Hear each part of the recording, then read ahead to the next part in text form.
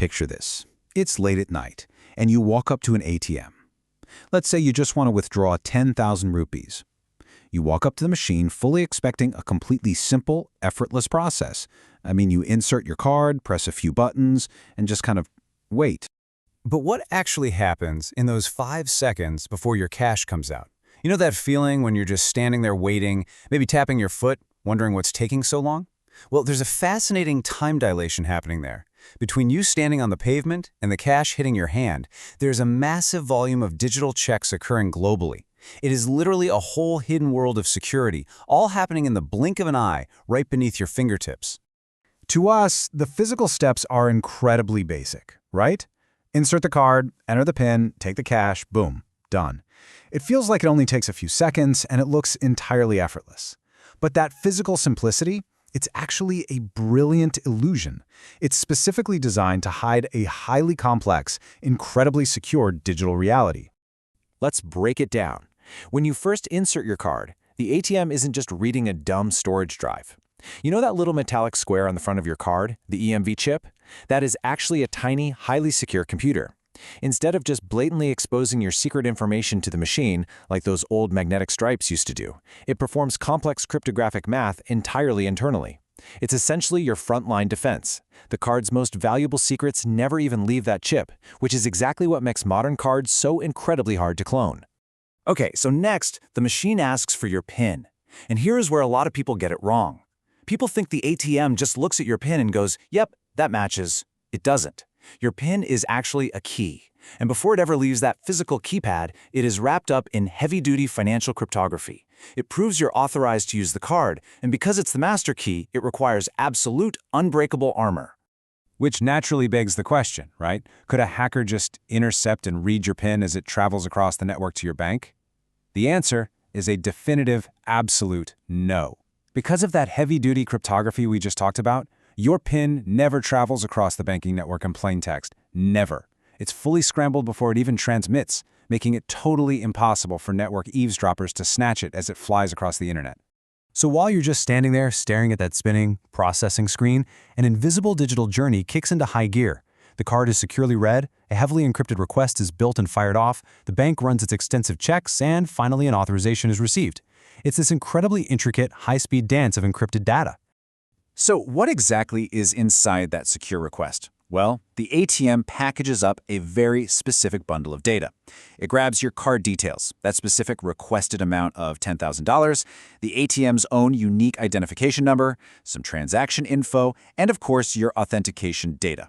It bundles all of this up into a sort of digital vault, locks it tight, and sends it rocketing through a secure banking network directly to your issuing bank.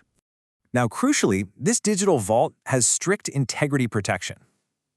Let's say a highly sophisticated attacker actually manages to intercept this secure request mid-transit somewhere out on the internet.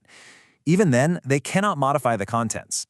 If they try to pull a fast one and change that 10,000 rupees request into a 100,000 rupees request, the integrity mechanisms would instantly flag the tampering. The whole transaction would just be killed on the spot.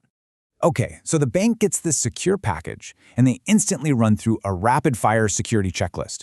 We're talking a fraction of a millisecond here. Is the PIN correct? Check. Is the card active? Or, has it been reported stolen? Check. Is there actually sufficient balance in the account? Have you busted through your daily limits?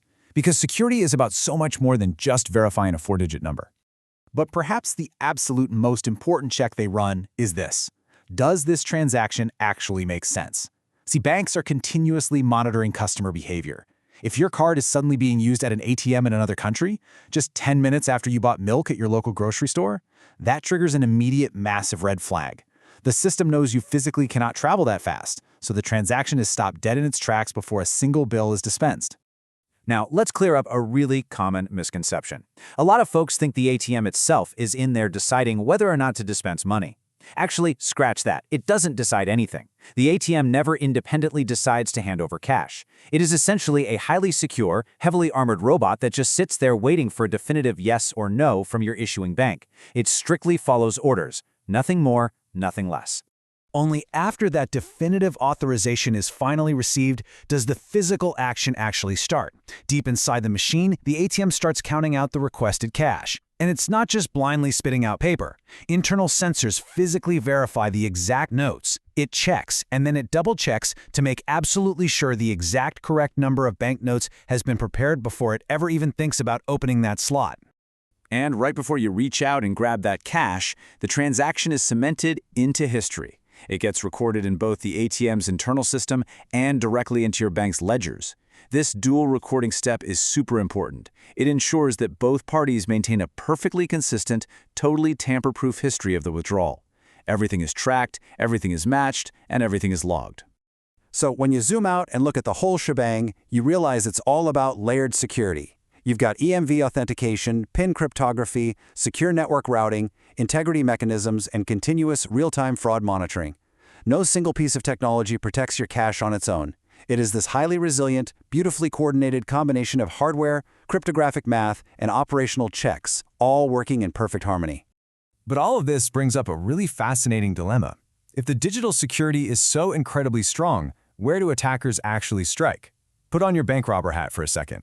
If you know you absolutely cannot break the secure communication, you definitely can't extract secrets from the EMV chip, and you certainly can't forge the bank's authorization, what on earth do you do? Well, you target the physical world. Real-world attackers usually don't even bother trying to break the math. They go low-tech instead. They stick skimming devices over the card slot. They set up tiny hidden cameras just to watch you type. They use fake keypads, shoulder surfing, social engineering. Sometimes they might even deploy malware if the physical machine itself is poorly secured. They go after the real world, quite simply, because the digital one is a fortress.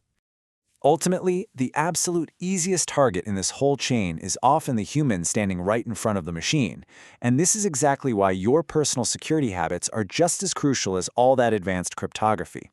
Always, always cover the keypad with your free hand when entering your PIN. Inspect the card slot for unusual, bulky attachments. Give it a wiggle. If anything looks loose or suspicious, just walk away.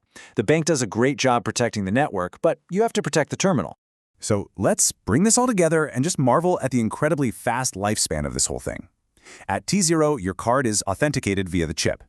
By T+1 second, your PIN is cryptographically armored and sent off. T+2, the bank securely verifies all the conditions, and by T+3 seconds, your cash is counted, verified, and dispensed. It is a massive, carefully coordinated global operation completely finished while you barely have time to blink.